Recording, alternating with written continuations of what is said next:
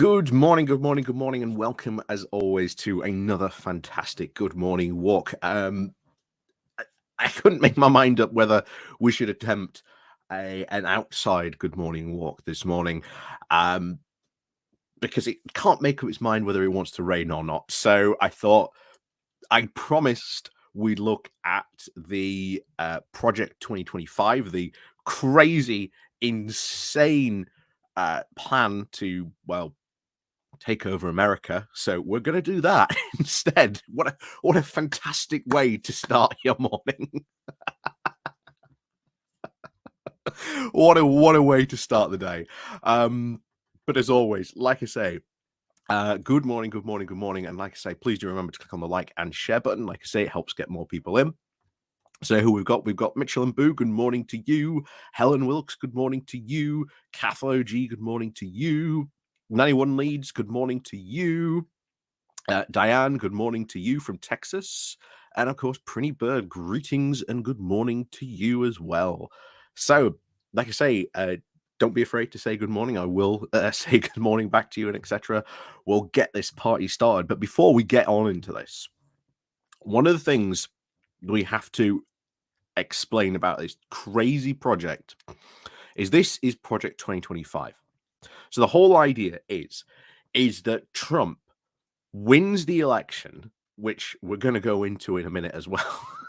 Trump wins the election in 2024, and then in 2025, this whole project kicks in.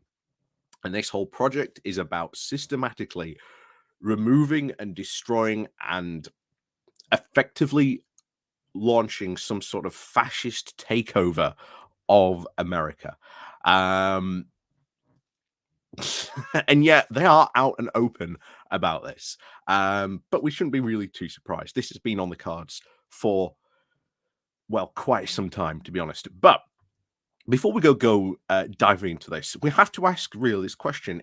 What if Trump gets arrested?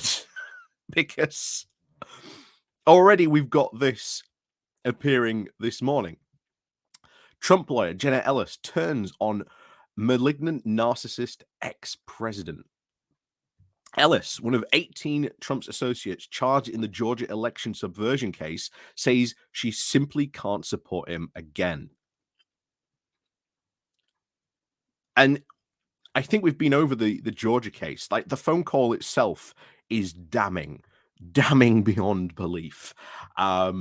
With, was it a 3-hour conversation with Trump sounding like some sort of insane mafia boss? But that's how it comes across. And I think if anything catches him, it will be the Georgia. There are 4 indictments out against him at the moment, but it's the Georgia one I think that's going to catch him the most. That's the way it seems to be playing out as well. Paul Bow, good morning to you. Dave W, good morning to you as well. Ian Cawthon, is there any more insane governments than the UK and US governments? Well, have you heard of a little country called North Korea? And of course, Maggie Pie, good morning to you as well. But this is, I think, what's eventually going to get him. I do not think he can escape these Georgia charges easily. I don't think he can, wriggle his way out of this one. So we'll just go over this quickly. Jenna Ellis, the Donald Trump lawyer, who, like the former president, faces criminal charges regarding an attempt of election subversion in his defeat by Joe Biden in 2020, says that she will not vote for him in the future because he is a malignant narcissist who cannot admit mistakes. And this was only a matter of time as well. Before the loyalists, and we say loyalists in quotation marks. I don't think there were ever any really true Trump loyalists. It was only a matter of time before they realized, well, actually, why am I going to go to prison for this guy?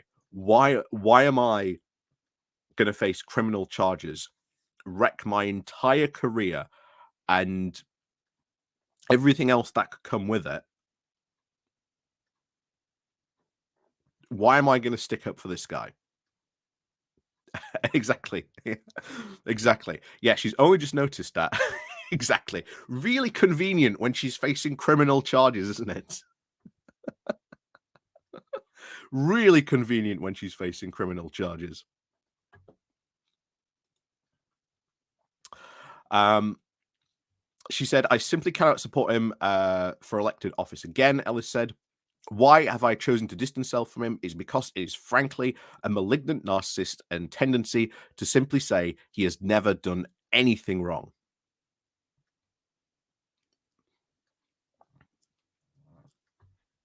Again, not surprised. um,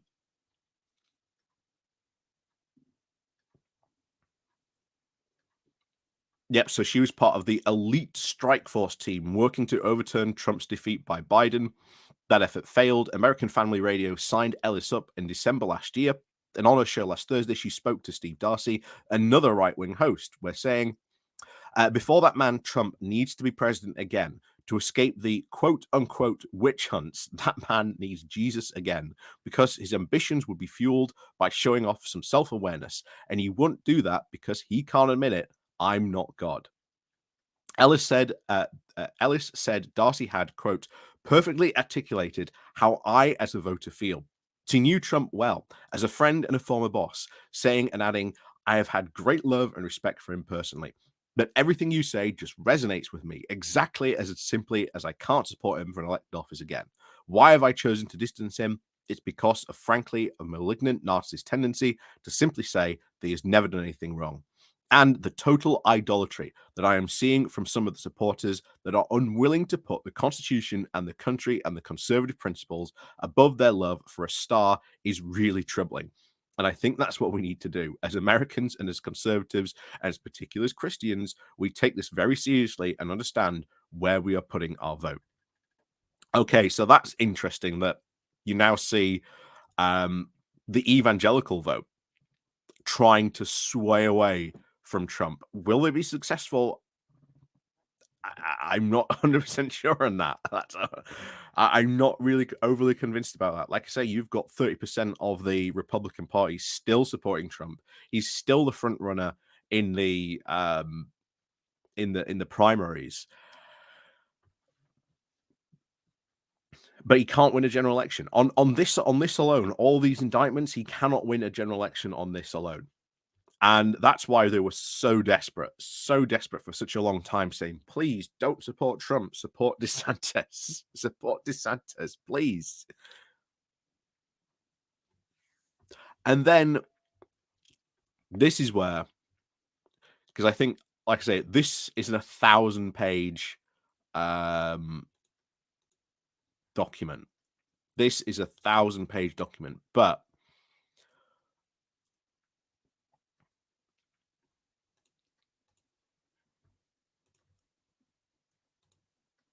here it is. This is the website. Project2025. And I think I mentioned this last time. We have to be careful here in the UK. We have to be really careful because the moneyed interests in America hate the UK. They hate the socialist systems we have here. They like the welfare state, and they do everything they can on an annual basis to try and say, "Oh, that's not good," etc., etc. Look how terrible it is. They love to point the fact that the NHS is crumbling apart. A lot of right wing media pundits for the past 2 weeks, with the whole rack concrete crisis that has been going on, have been pointing out the fact. See, you can't have a socialized medicine healthcare system. See, it's falling apart. Literally, the hospitals are crumbling. But they don't obviously point out that the fact that it is conservatives who have been failing to fund that system, which has led to all these crises, and especially the rack crisis we've got at the moment with the concrete. It's just how American politics plays out when it comes to many of these things. You look at abortion. Abortion is another classic example where you've had the overturning of Roe v. Wade, and instantly that decision was overturned. A ton of money has come flooding in to places like Ireland, especially, and of course, the UK to try and overturn abortion laws.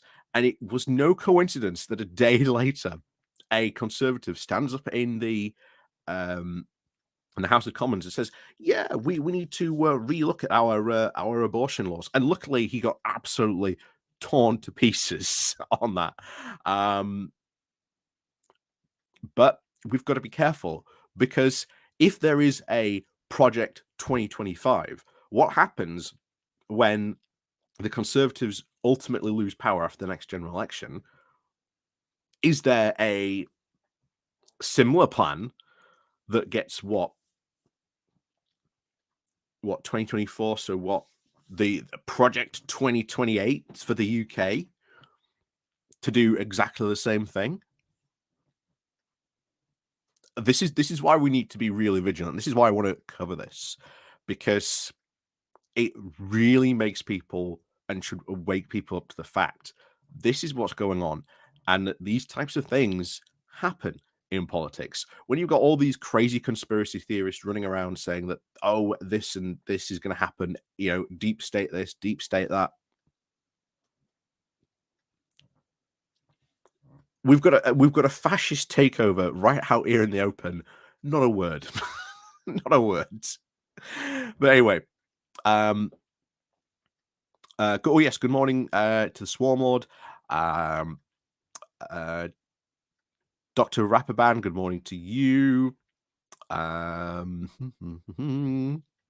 Anyone else join us? Nope.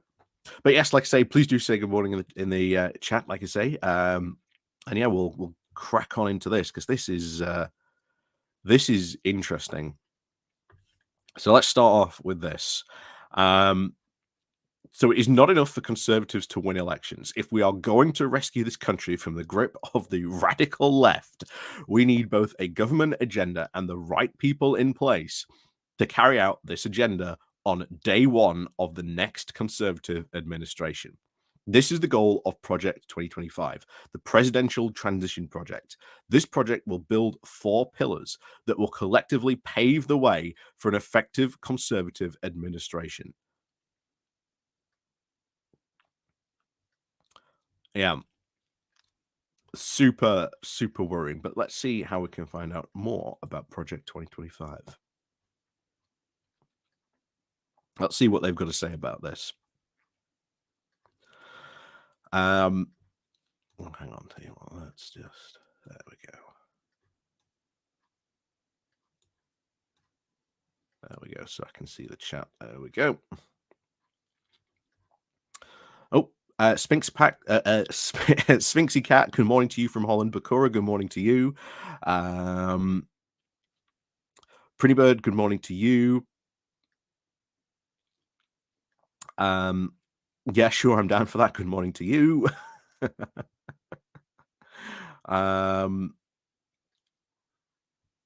Yeah, fun schemes. Yeah, the apply now button. Yeah, of course. Part of this, is a massive money making scheme to put money into this.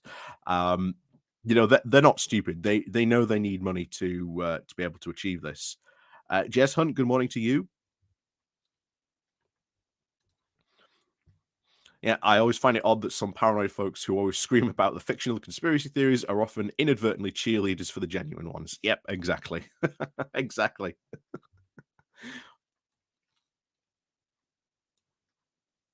Let's just, there we go. There we go. So let's see what they've got to say about this. This is more about him. Let's find out more about Project 2025.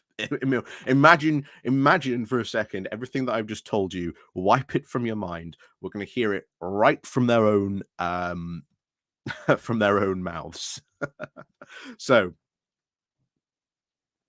the actions of liberal politicians in Washington have created a desperate need and a unique opportunity for conservatives to start undoing the damage the left has wrought and build a better country for all Americans in 2025. Really, all Americans? Remember that. Remember, this is a plan to build a better country for all Americans. Tom Nelson, good morning to you. So it is not enough for conservatives to win elections. If we are going to rescue the country from the grip of the radical left, we need both a governing agenda and the right people in place ready to carry this agenda out on day one of the next conservative administration. And bear in mind, I want to point something out here. This and that exact sentence is why so often conservatives are better at the left when it comes to general elections. We've talked about this before, but they are so good. They know full well that being out of power for them is pointless because they need to win the election if they are going to get their crazy plans followed through. Well, then they need to be in power and they need to have a plan for how they're going to do that. And so many times, this is where the left fails and they fall down at the very simple part of winning elections, unfortunately. But that is seems to be getting better though. I will say this. I will say this. Um the left, not only just here in the UK, but around the world, are getting better. They are getting better at this, which is good. Um, yes, yes, the radical leftist Joe Biden. Yep, exactly.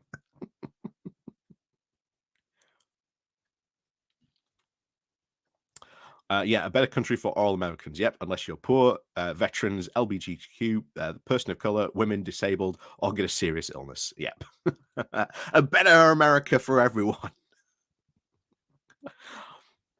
Yeah, pretty sure you need to change your YouTube handle from Bull Hat Man to MAGA Hat Man for an accurate reading of this promo. That's very true. That's very true. It's very true. We need to decimate the USA churches and abusive cults. Well, yeah, that's something that does need to happen. The evangelical right has far too much power, especially when it comes to politics. Um, but it is a massive voting bloc, and I do agree. American churches have for far too long abused their tax-free status. That is a certain problem, absolutely in America. I don't think there are too many leftists out there in America who would probably disagree with me on that. So let's get back on into this. So the goal of this 2025 presidential transition project is that the project will build on all the four pillars that will collectively pave the way for an effective conservative administration: a policy agenda, personnel, training, and an 180-day playbook. So we don't have this in the UK. We don't have this in the UK, but for American presidents, essentially, like the first 100 or 180 days in office always come down to like the most crucial. They are like deemed to be what have you done in like your first 180 days. Um, we don't tend to have this in the UK, but it is something that previous certainly Boris Johnson tried to do this. Like, this is my first 100 days in office. Um, didn't like say no one really paid attention to this, but to Americans, like that first 100 days, or in this case, the 180 days seems really important. I don't get it, but maybe it's just an American political thing that I just don't understand this.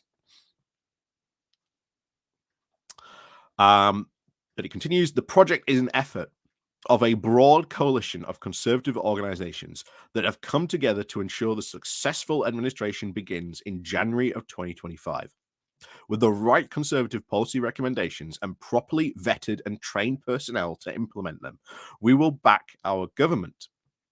The 2025 Presidential Transitional Project, organized by, of course, the Heritage Foundation. ah, that old chestnut builds off the heritage's long-standing mandate for leadership. By the way, the Heritage Foundation been giving a lot of speeches and attention to Liz Truss.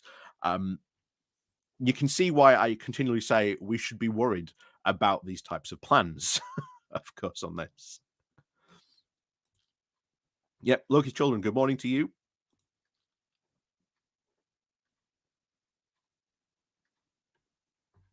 Oh, I don't. There we go. Um, so the mandate for leadership, which has been highly influential for presidential administrations since the Reagan era, most recently the Trump administration relied heavily on the Heritage's mandate for policy guidance, embracing nearly 2/3 of the Heritage's proposals within just 1 year in office. So this is who's behind it, essentially. Larry the Cat, good morning to you.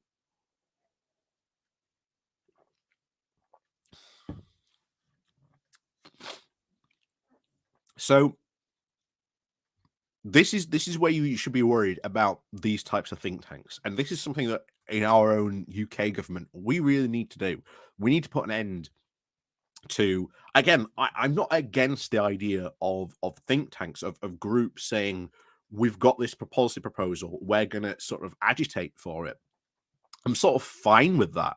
That's fine, but these groups should be transparent. They should be able to say, this is where every single donation came from, right down to the last penny. We'll see. Of course, like I say, that those are some of the plans that we can hopefully get when under the next couple of administrations. But we'll see what happens with those. Like I say, remember when you had, in fact, tangent now. Tangent. So there's been I don't know if you know him, Kyle Kulinski. He's an American commentator, and Crystal Ball. They did a interview recently with someone called Brianna Greyjoy, and she was the chief of, I think it was chief communications for the Bernie Sanders office, and she has built her career on the Bernie or bust.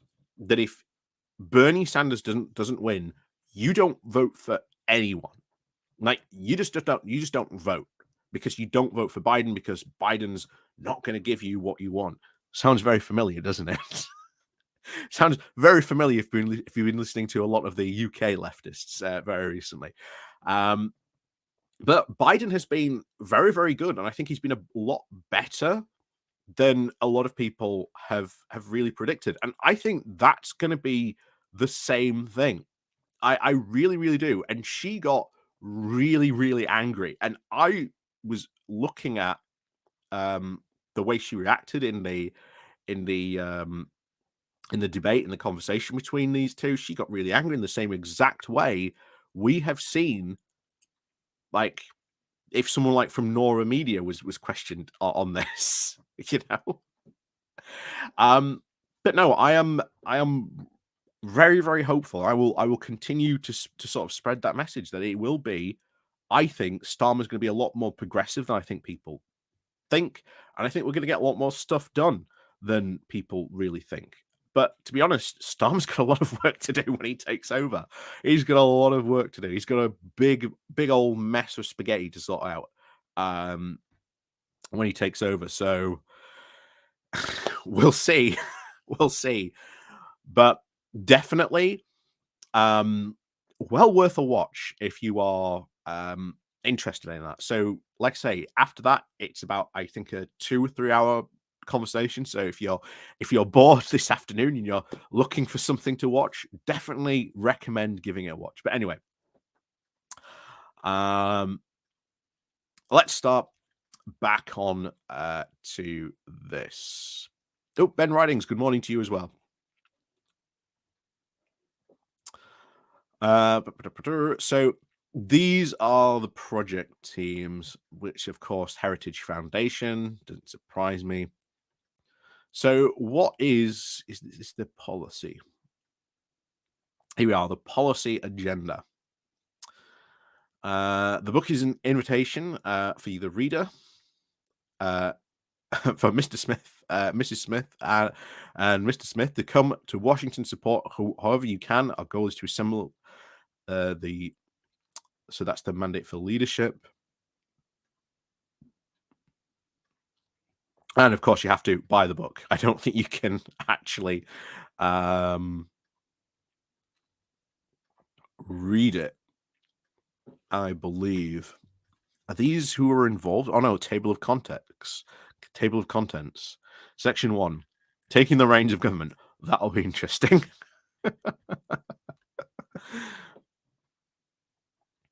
Oh, yeah, something else I want to point out we haven't got to at the moment in this.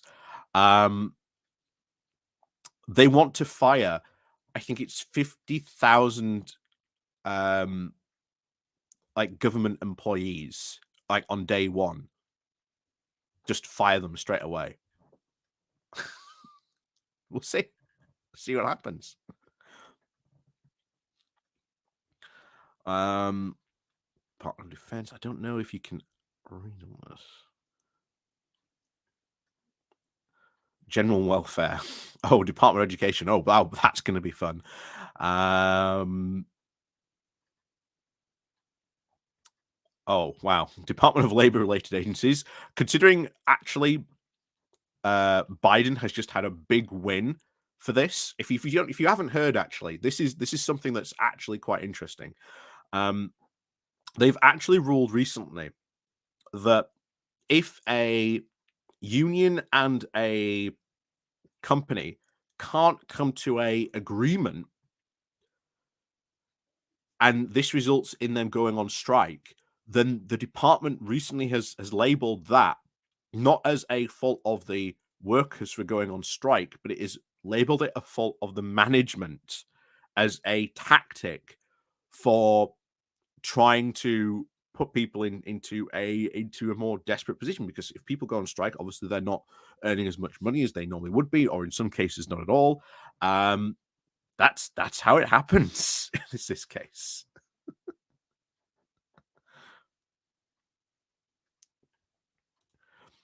Oh no, wait a minute, Paul. Stop gas. How am I gaslighting people, Paul? How am I gaslighting people and saying, look, I think Starmer's going to be bought better than people think he is. I think he's going to be a lot. How is that gaslighting people? Look, if Starmer's bad, I will say he is bad. I am not 100% a Keir Starmer fan. I have problems with Keir Starmer, but in politics, I will say this time and time again: you do never ever get the person you will ever 100% agree with, ever. That's how politics works. That's how it works. And thing is, you say, "Oh, there's completely two unsatisfactory vote options to vote for." Well, improve those options then, because you can't go out and create a third option, especially in our voting system, or go and really agitate then for reforming the voting system. And I'll tell you what, the recent tri-elections where the Labour guy lost in Uxbridge by about 400 votes, he was pro PR. He was pro PR. And I think we discussed this before. That was a progressive tragedy. That was a progressive tragedy that he did not get in. That's what we need more of. People like that in Parliament who support PR and support those positions. You might not agree with the rest of his policy proposals. You might not even agree with the rest of like Labour's platform. But you've got someone in Parliament who is pro PR. And that builds better numbers in our favor when it comes to the time of discussing PR and pushing for PR. That's how it happens.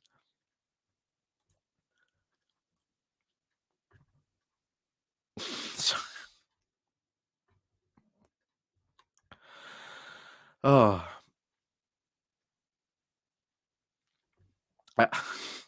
Starmer is an engineered establishment candidate.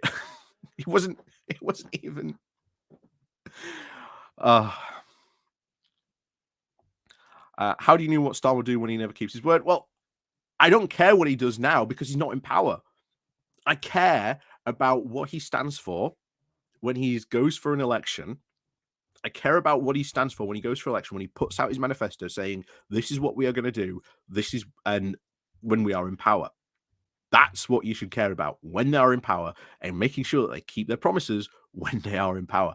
I don't really care, to be honest, that he dropped some of his promises when he was getting elected. I don't really care. I really don't. Is it disappointing? Yeah, sure. Rachel Reeves recently saying, oh, we can't go do a wealth tax. Look, Professor Richard Murphy, one of the biggest pro um, like lefty people on tax, has written an entire blog about why a wealth tax would not work in the UK because all these really wealthy individuals would just simply use their accountants and their lawyers to dodge it.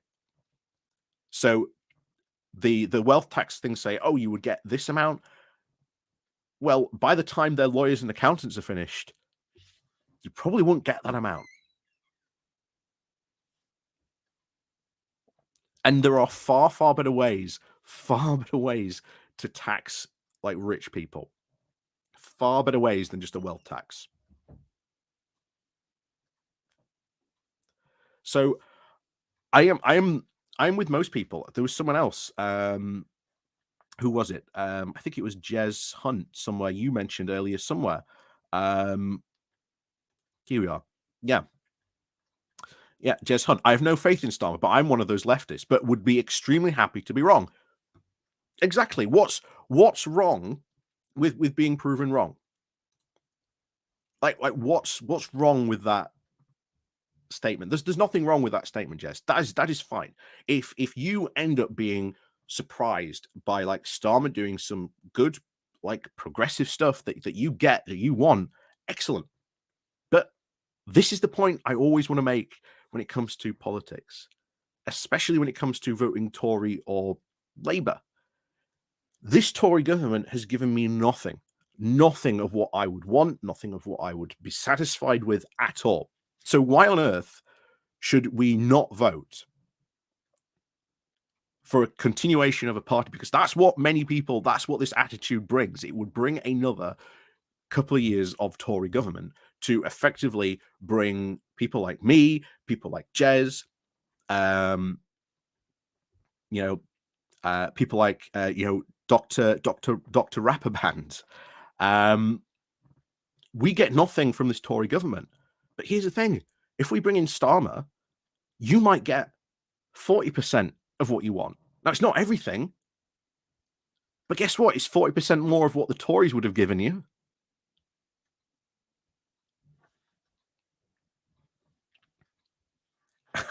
You know,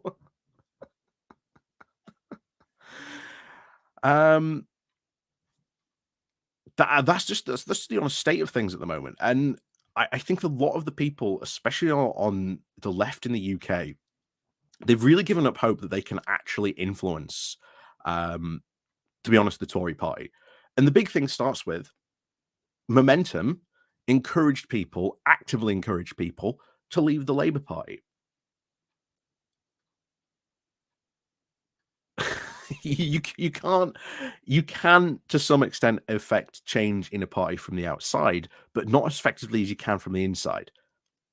And remember, this was the type of action that initially got Jeremy Corbyn elected as leader of the Labour Party. What's stopping these people from doing that again?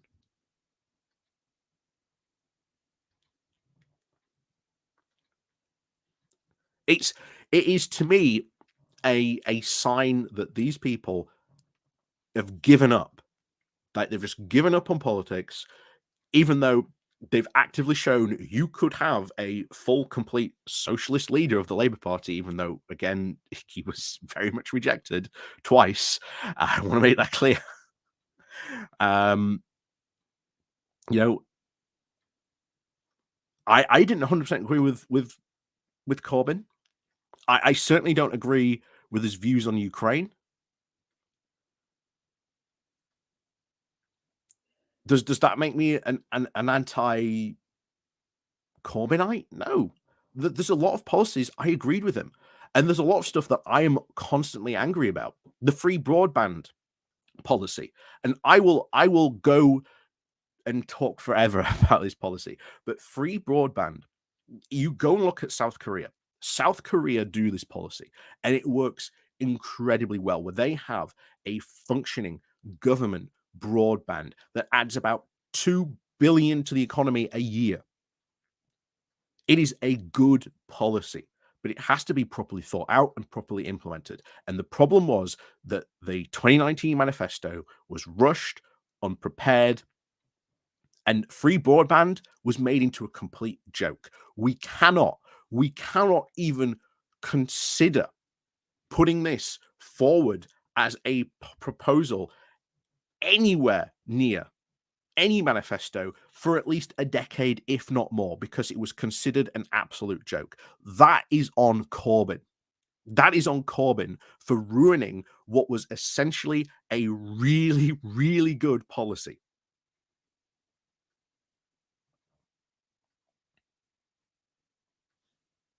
And I've gone off massive of a tangent here, but I feel as if I've had to on this. I really feel as if I have had to, because look, if Starmer turns out to be bad, I am going to be right there with you saying, look, Starmer, you need to be improving. You need to do this. You need to do better. I am not, a stand for Starmer, but I'll tell you now, Labour government, far better than this Tory shambles we've got at the moment. Far better.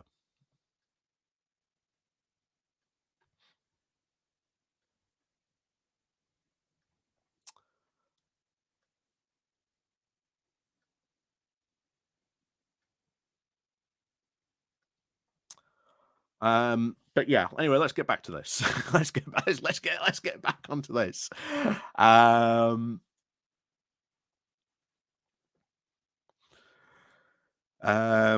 Yeah, let's get back into this. So yeah, let's get back into this this bizarre fascism that we're seeing in America. Let's go. I wonder if it is. I'm just trying to think which is the one where it is taking the reins of government. Oh no, here we are. Here we are. Oh no, here it is. Has it transferred over to that? No, it hasn't. Hold on. So this is actually the book. Here we are. This is it. Hang on, there we go. Hang on. Let's get there we are.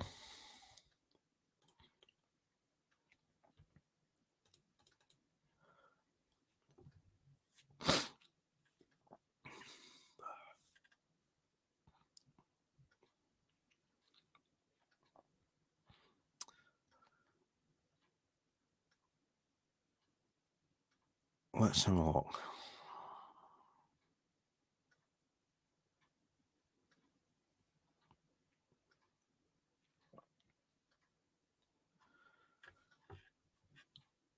Okay, the president's disclaims and we're going to give tools.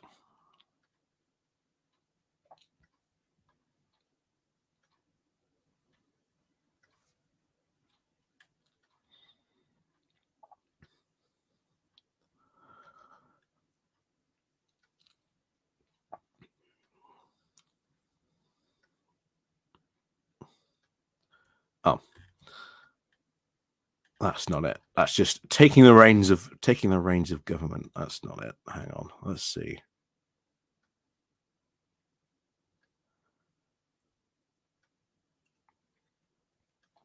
I'm actually interested to see what they would do on labor relations.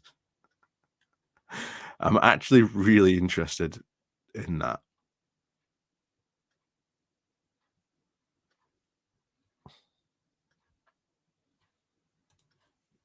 So hang on. There we are.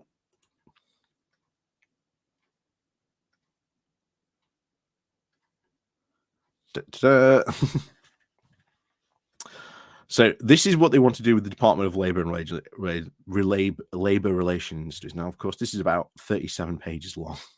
We're not gonna read too much of it. I think we're just gonna go over the mission statement and the overview.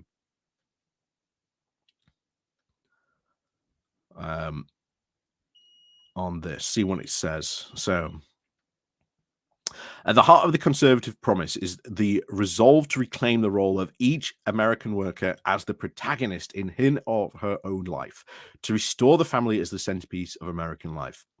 The role of labor policy plays into that, promising twofold: to give workers the support they need for rewarding, well-paying, and self-driven careers.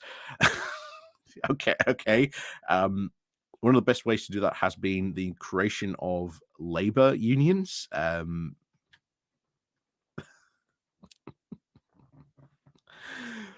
But there you go.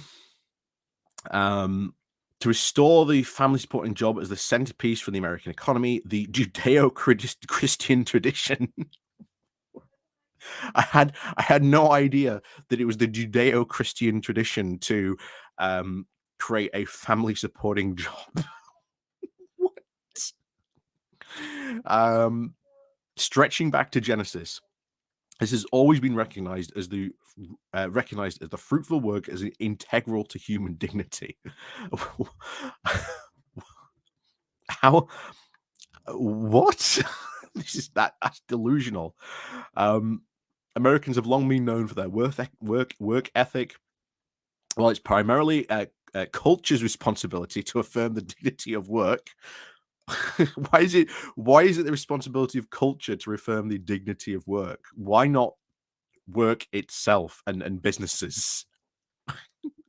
Our federal government and employment agencies have played an important role to play by protecting workers and setting boundaries for the healthy functioning of labor markets and ultimately encouraging workers and the conditions for jobs that can support a family. Overview. The labor agencies covered in this chapter in the Department for Labor, or the DOL, and the Equal Opportunity Employment Commission, the National Labor Relations Board and the National Medication Board, the Federal Medication and Coalition Service, the Pensions Beneficiary Guarantee Corporation, and the Congress has provided that these agencies with the authority to enforce a wide range of federal statutes regulating workplace conduct, workforce development, employee benefits, labor organization and bargaining, and international labor conditions. And that, of course, is the big one that I wouldn't be surprised if they go after. In the sweep of American history, these authorities are relatively new. These largely come from Congress's attempts in the middle of the 20th century to resolve major political questions brought about by labor conflict, the civil rights movement, and the emergence of the modern workplace. The 21st century has brought about new challenges, ranging from the collapsing of manufacturing sector employment to a decrease in family supporting jobs. Gee, I wonder why that happened. I wonder why the manufacturing sector collapsed. Had nothing to do with us guys. It had nothing to do with like conservative policies, did it?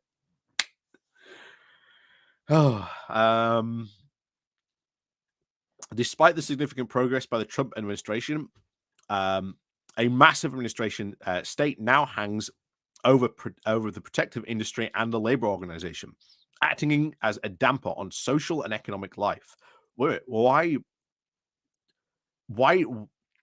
is it that doesn't even make sense? An administrative state now hangs over the productive industry and labor organization, acting as a damper on social and economic life. How? This is of course, typical, conservative stuff, going against, the administrative state. Oh, and under the Biden administration, that administrative state has imposed the most assertive left-wing social engineered agenda in the agency's history and ratcheted up regulatory costs on small businesses and other productive industries.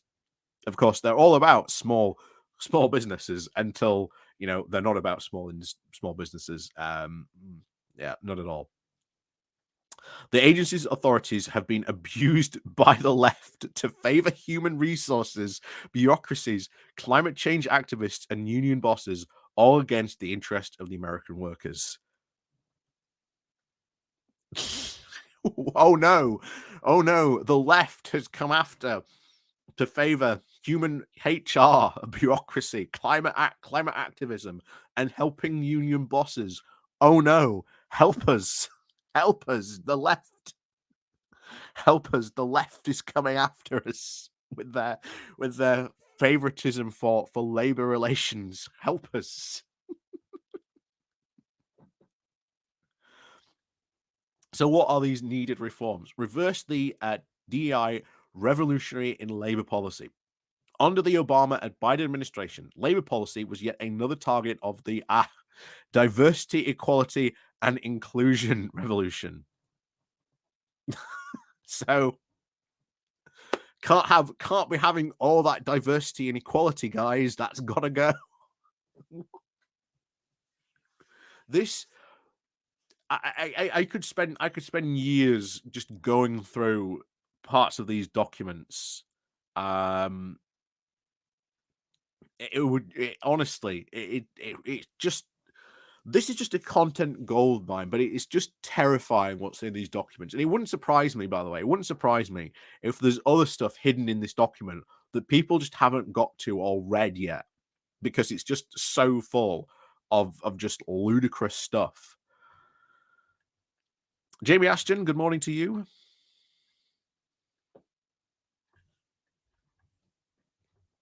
Yeah, exactly true. Yeah, you don't need workers' rights. All you need is God to protect you from the Satanist communist left. Very true. Very, very true indeed. So let's find out why they're going to get rid of all this diversity and equality.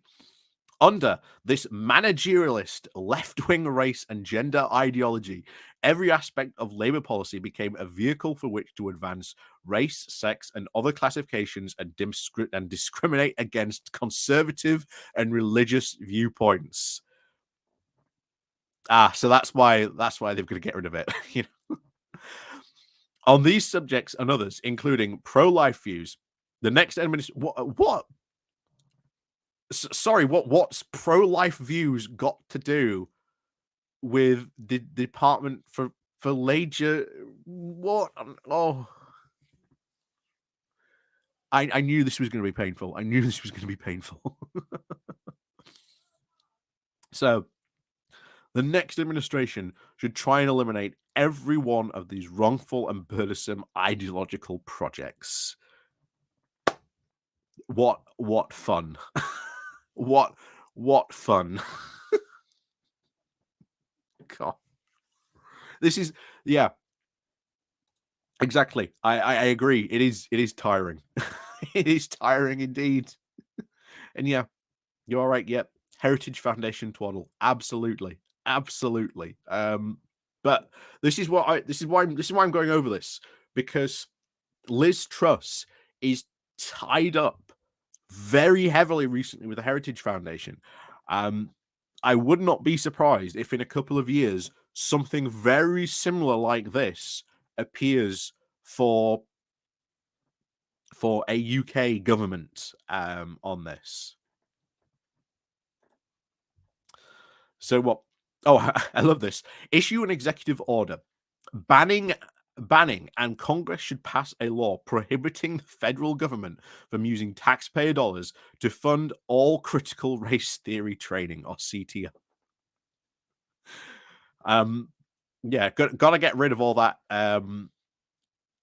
critical race theory that's affecting labor reforms, which are somehow affecting the Judeo-Christian values. What?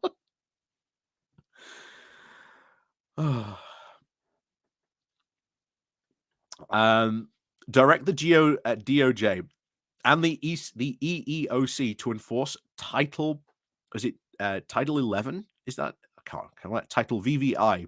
The president should direct the Department of Justice and Equal Employment Opportunity Commission to enforce this prohibition and to prohibit racial classifications and quotas, including human resource classifications and DEI trainings that promote critical race theory.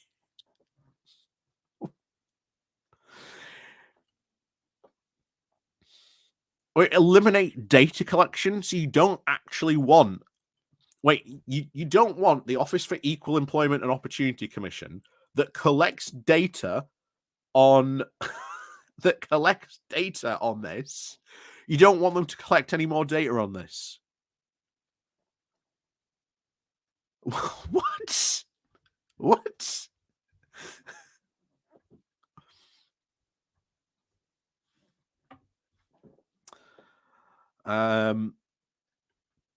Eliminate disparate impact liability.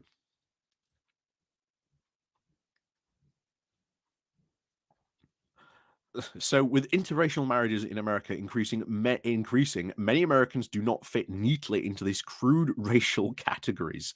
Under this desperate, impactful theory. Moreover, the discriminatory move or intent is now irrelevant. The outcome is what matters. But all workplace will have disparities. that doesn't even that doesn't even make any sense. Doesn't even make any sense. Um,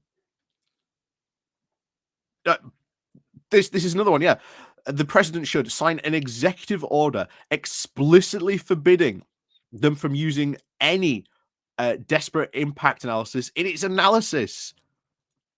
That means you can't even use data to say if there is any discriminatory going on because you can't collect data on this. Yeah, if we're not collecting data on it, it's not happening. This is really, really worrying. That's super really worrying. Um,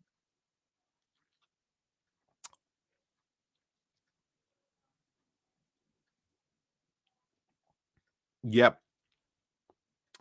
Um,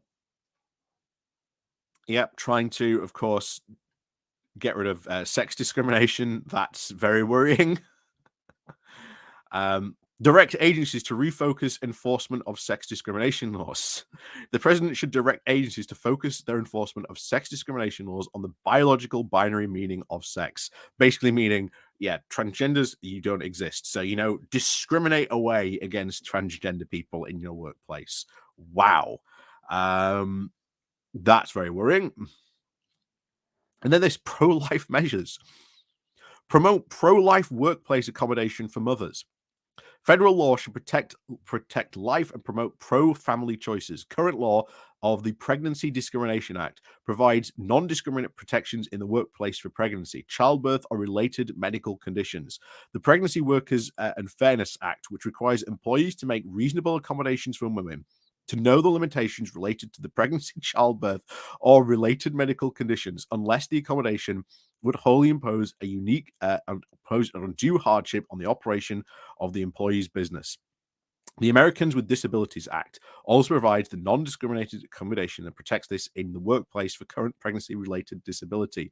None of these laws require an employer to provide health insurance benefits for an elective abortion.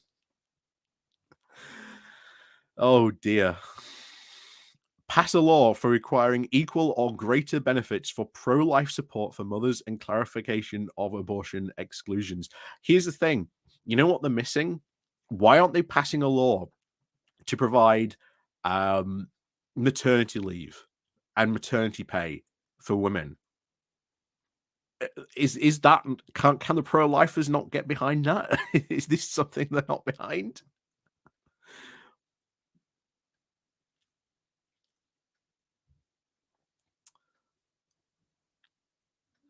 Yeah, because it's all about just clarifying abortion exclusions. They just don't want. Yeah, if someone gets pregnant, well, no, you can't. They can't have an abortion if they want to get an abortion on your company healthcare. This is what this really is about. Um, this has never made any sense for me.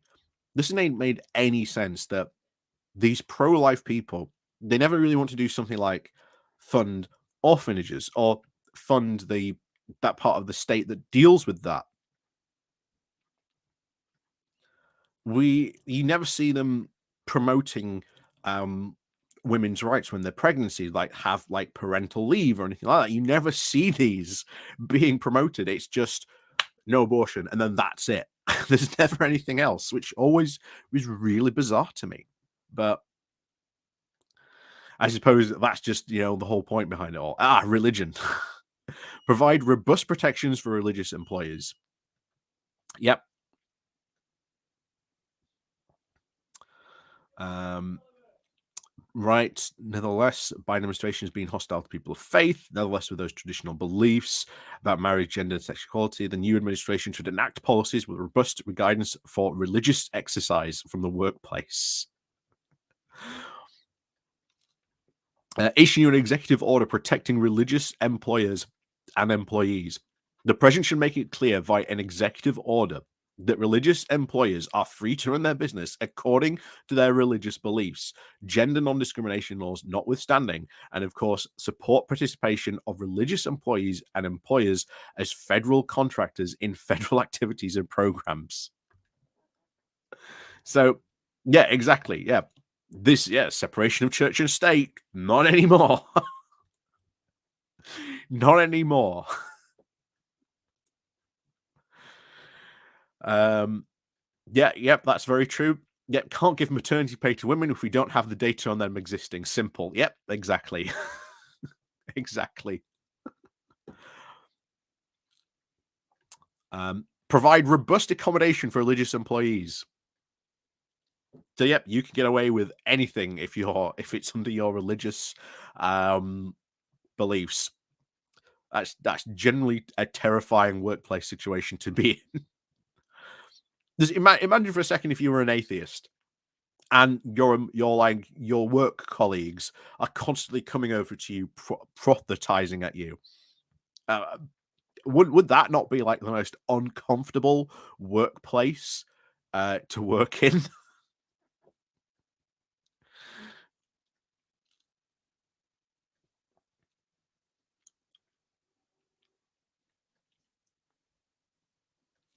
Ah, yes, reintorate enforcement priorities.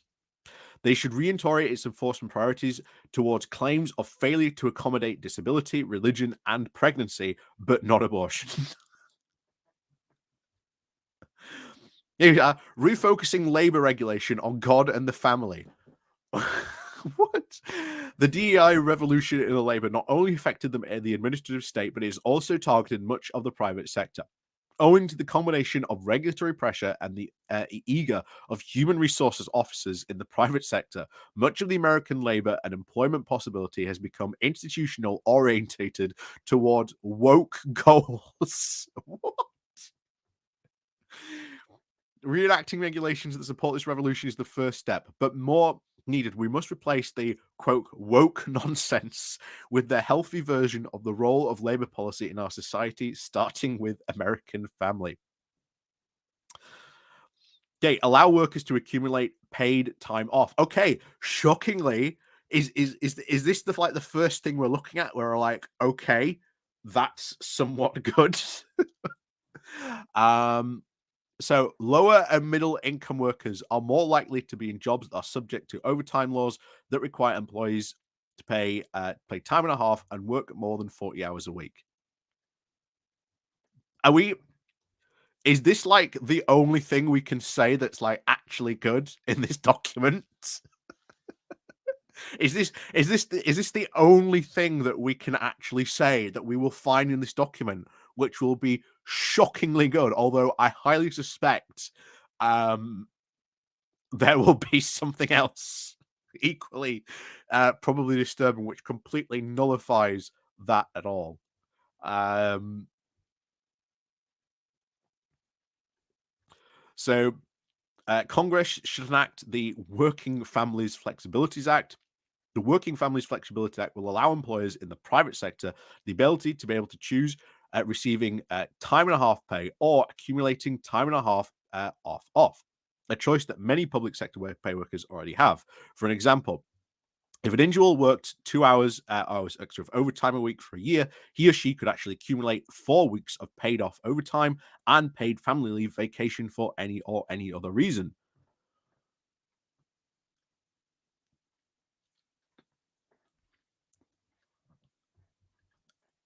Again, I'm highly suspicious of the fact that we've covered these two things and they're like, what?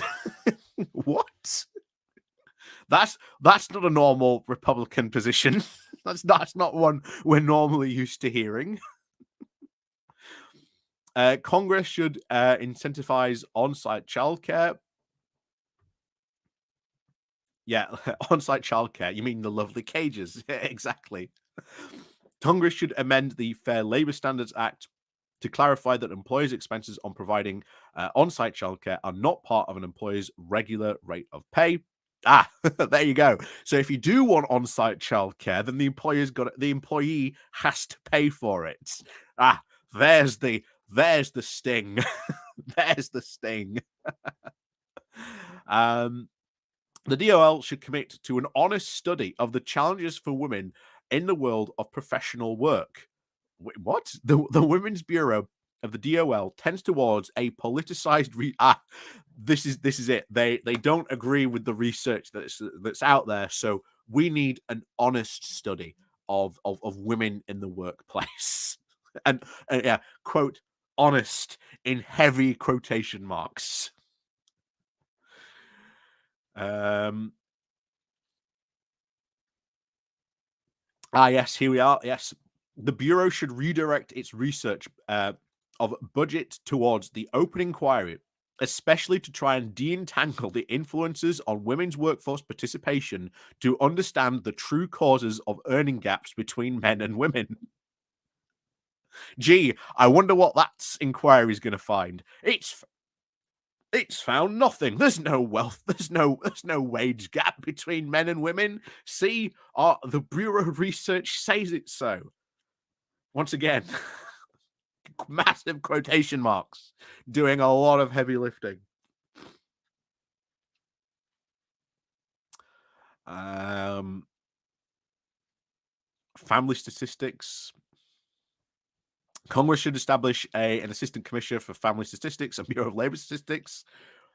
Really, I didn't think you were interested in data a couple of moments ago. I didn't think you were interested in that. Congress should require the Bureau to establish a pilot survey with a sample comparable to the BLS current population survey that would publish monthly estimates for measures of the American family's well-being appropriate to the sufficient funds for that purpose. Again, interesting what that would indeed find. Congress will require a consumer price index basket, including the measurable family for essential goods. Again, it's bizarre. There's like these two things in there, and you're like, there's this, and you're like, that's normally what we would normally hear. At Daily Blase, good morning to you. And then you've got stuff like occasionally it's like okay, but then you get on to other things, and it's like right, there we are.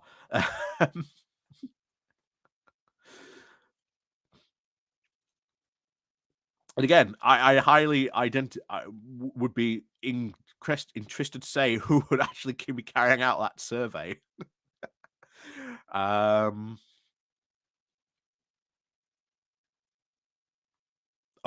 here we are. The Sabbath rest. God ordained the Sabbath as a day of rest. Until very recently, the Judeo-Christian tradition sought to honor that mandate by moral and legal regulation of work on that day.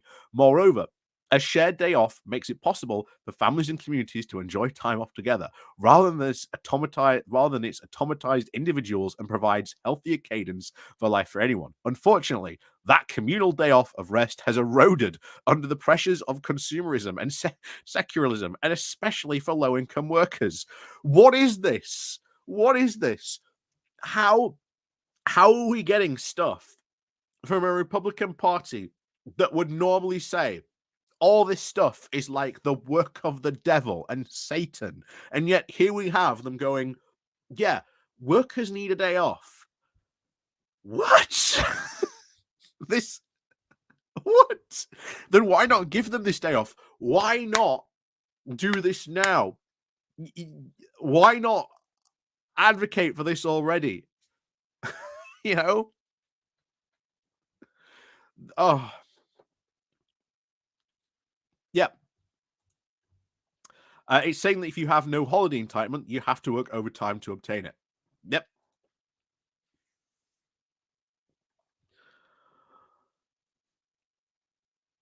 This Sabbath rest sounds like a stoner folk band. Yes, it does. Yes, it does. Yes, it does.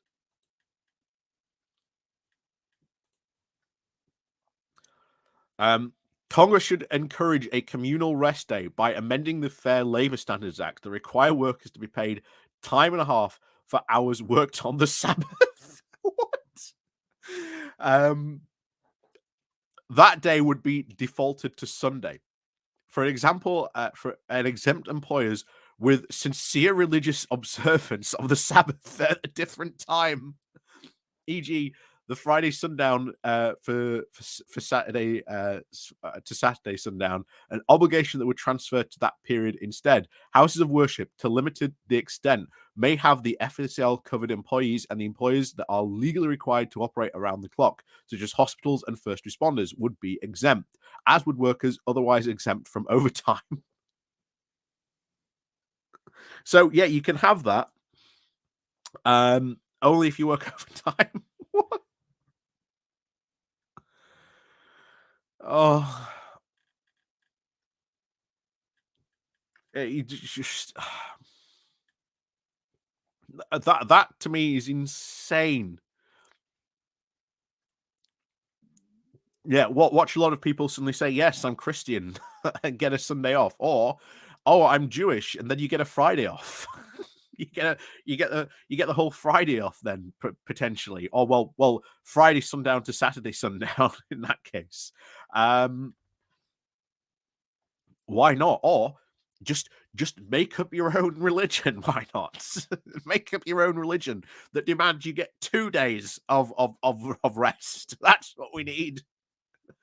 As I am declaring, even though I'm not having my colander or religious pirates paraphernalia, all thee who worship the flying spaghetti monster, let it be declared that we have 2 days of Sabbath rest.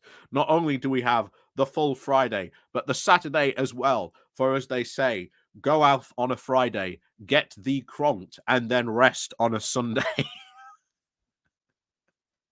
Thus declares the flying spaghetti monster. Oh, I wonder how they would respond to something like that.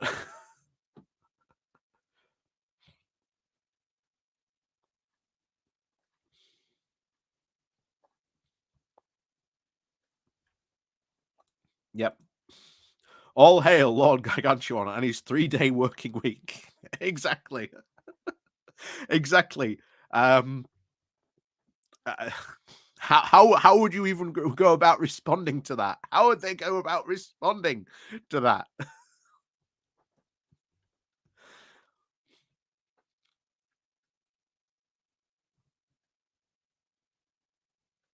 Oh yeah, this is fun. The Department of Labor should clarify that a home office is not subject to OSHA regulations, and that the time to set up a home office is not not consempatable of a time or eligible for overtime escalation. So if you work overtime from home, no overtime for you. Get back to the office. The DL should also likewise clarify that reimbursement for home office expenses is not part of an employee's regular rate. So yeah, if you do set up your own home office, you've got to pay for it yourself, even if those reimbursements are repetitive, such as for internet or home. Wow. So yeah, if you want to work from home, you've got to pay for all that stuff yourself. Wow. And interesting. Making family sustainable work accessible. Gee,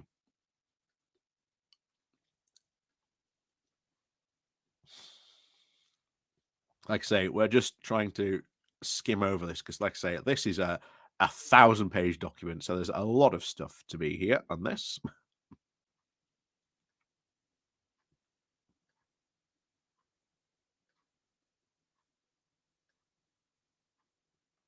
Yes. Labour agencies should exercise their available discretion and duties under the Regulatory Flexibility Act to exempt small entities from the regulations where possible. So basically, you've got to exempt my small business, essentially. That's what that seems to be.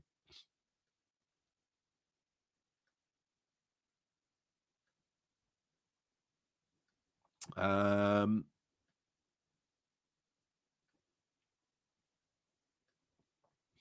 Hologram.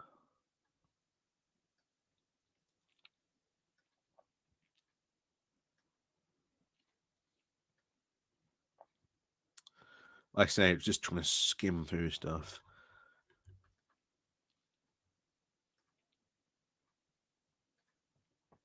Oh, oh, this might be fun. Injunctive relief and worker organizing activities. Hmm. Wh- What do you what do you think's gonna find? So, within the confines of the more reasonable definition of protection of concerted activities described above, the National Labour Relations Board should increase its pursuit of reinstatement of injunctions, finding workers engaged in concerted activity has an immediate and chilling effect on on organizing. But remedies under the NLRA typically come from a much later amount, only to back pay. In the NLA section, Congress is empowered by the National Relations Board to obtain temporary injunctions that immediately reinstate workers to their jobs in these circumstances. This provides a more meaningful remedy to the worker and creates a significant deterrent to unfair labor practices because of the prompt reinstatement, which will tend to reinforce the legitimacy of the organizing effort. The National Relations Labor Board overwhelmingly prevails when presuming an injunction, succeeding 100% of the time, of course, in 2020 and 91% of the time in 2021.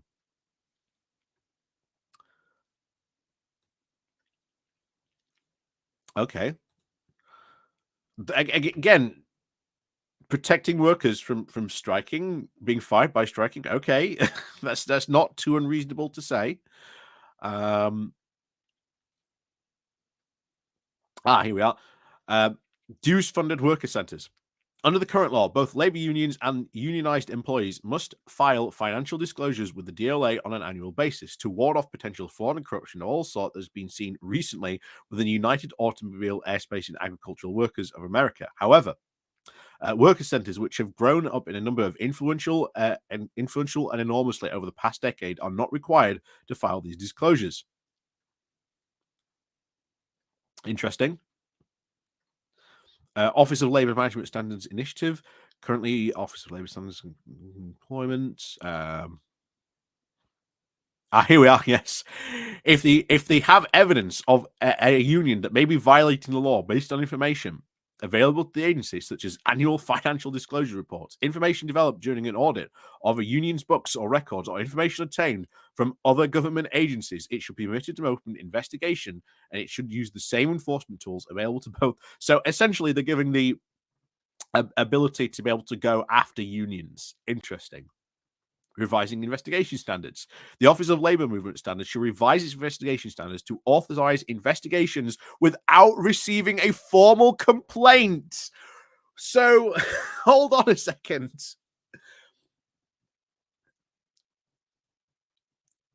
So, if a Republican National Labor Relations Board would not need to have a formal complaint to start investigating going after a union.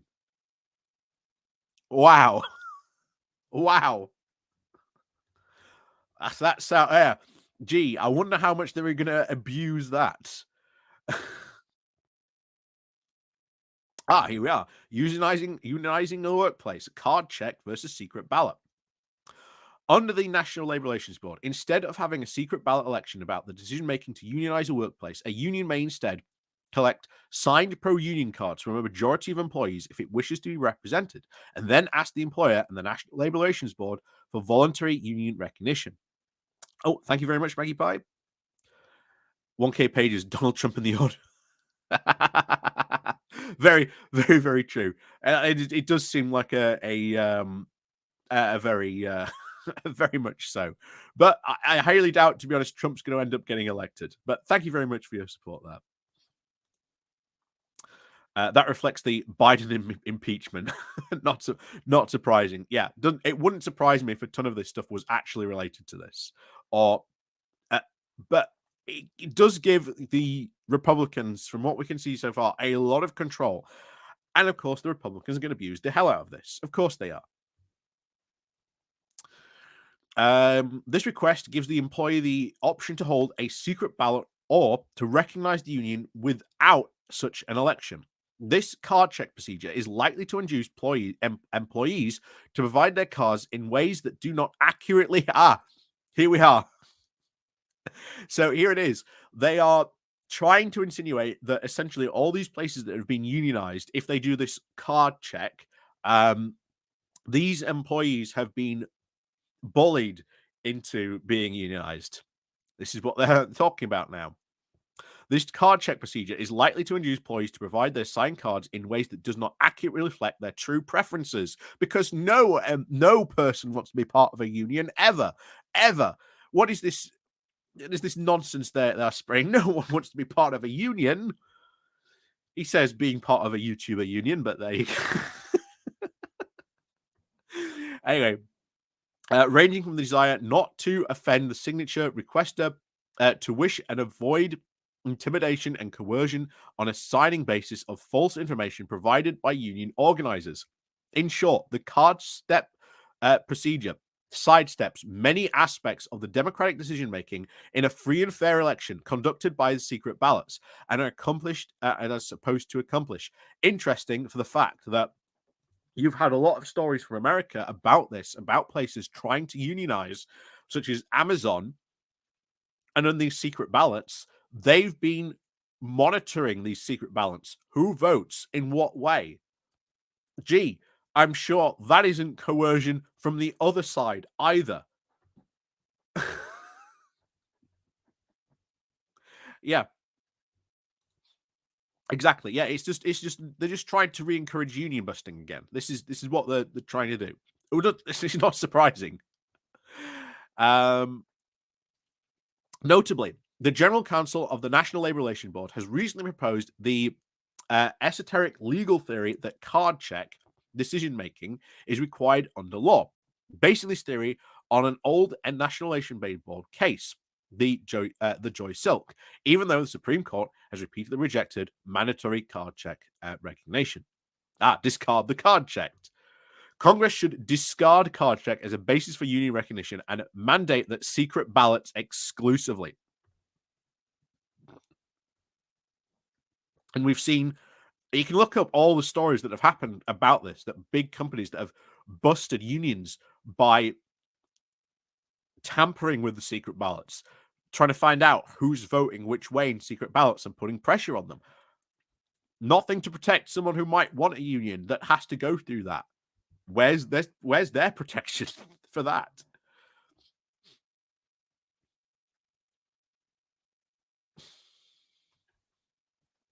Contract bar rule. Although the current labour law does allow unions to establish itself in a workplace at any more or any less time, the kind of here we are. Eliminate the contract bar rule. The National Relation Board should eliminate the contract bar rule so employees with an interest in declaration have a reasonable chance to achieve their goal.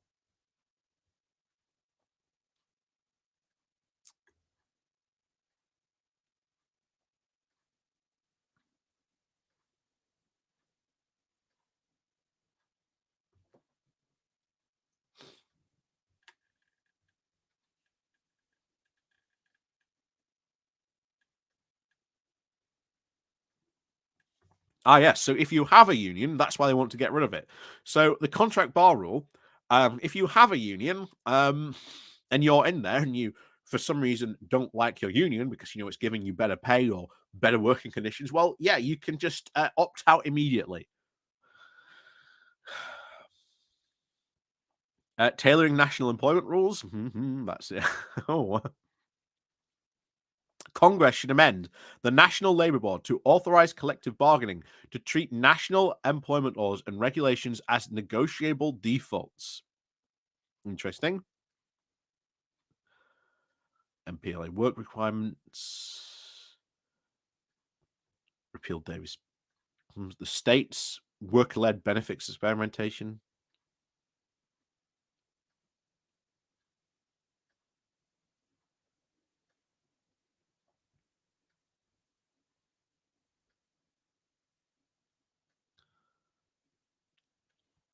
Pass legislation allowing waivers for states and local governments. Wow.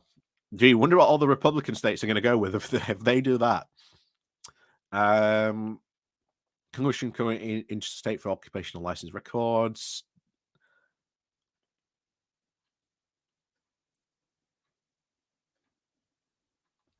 pension reforms. Yeah, I think we're finished with this. This is, of course, as always. There we go. That was, of course, crazy stats. Basically, get rid of unions, impose our power, get the people who we want on our boards, and essentially abuse the heck out of the power we're going to give ourselves to go after unions. Wow. Bear in mind, one of the reasons why we've done this, because everyone here, I know, we're a British UK political channel. Why are we talking about stuff going on in America?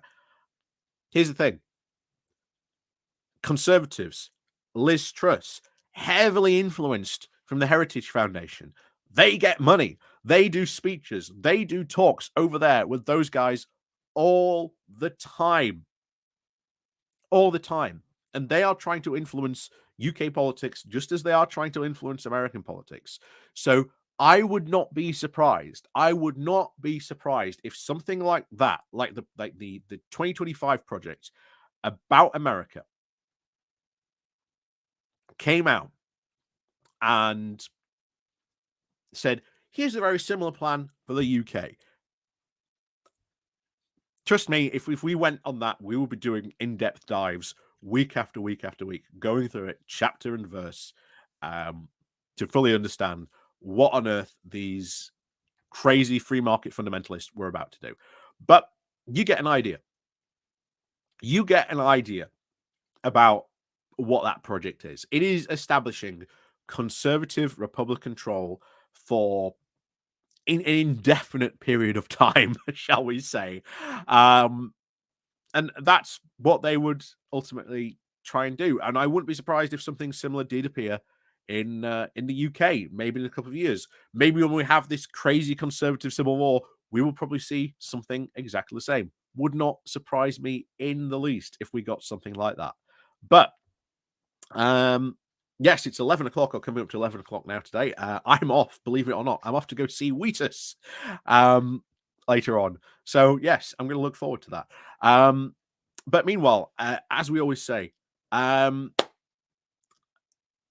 enjoy your day. Enjoy your days. Yeah, Britannia Unchained. Well, technically, yeah, true. Hang on, where is it? Here we are. Britannia Unchained. Technically, I suppose, probably something very similar, although that was more along economic lines, more focusing on the regulations that we could ditch, essentially. The American 2025 plan is a lot more in depth, and it covers every single area, seemingly, of American society. Essentially, a UK version of this would be like Britannia Unchained, Unchained Again, or Britannia Turbocharged, I suppose, would be a more accurate description. And like I say, for those wondering why I have a copy of Britannia Unchained, well, like I say, as Sun Tzu said, know your enemy. Because every single person who wrote this book, well worth knowing what they said and why they did it. You get a better insight into them. Hence, again, why I always say I buy these books. And yes, I will be buying the Liz Truss one when it comes out, or should we say, when it lands in the bargain bin, possibly closer to Christmas time. So I look forward to see what she has to say in her own words about how probably the left-wing orthodoxy once again destroyed her career, or at least her premiership. But as always, thank you very much, as always, for joining me today on today's Sunday walk. I know it's a bit later than usual. We probably could have gotten away with an outside walk because it hasn't rained. It's just been very dull, to be honest. But anyway, we did get to go through the Project 2025, so I hope you've enjoyed that. But as always, thank you very much for joining me today. It's been an absolute fun, wild riot, as always. But as always, we'll see you all next weekend. And of course, have a fun weekend yourselves. Enjoy your weekends. Go out, enjoy yourselves. And of course, if you can't be safe, at least be sensible. And as always, we'll see you all next time.